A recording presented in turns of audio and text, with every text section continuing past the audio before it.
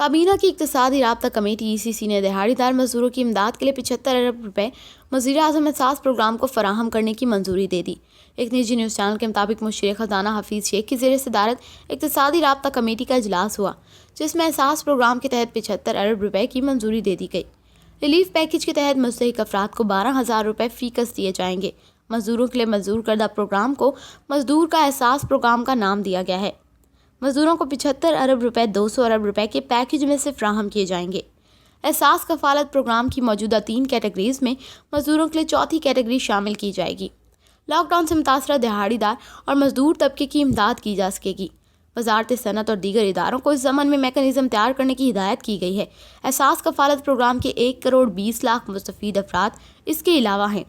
Committee نے رواں مالی سال اسٹیل ملز کے واجبات کی ادائیگی کے لیے 1 ارب 30 کروڑ روپے کی منظوری بھی دی ہے۔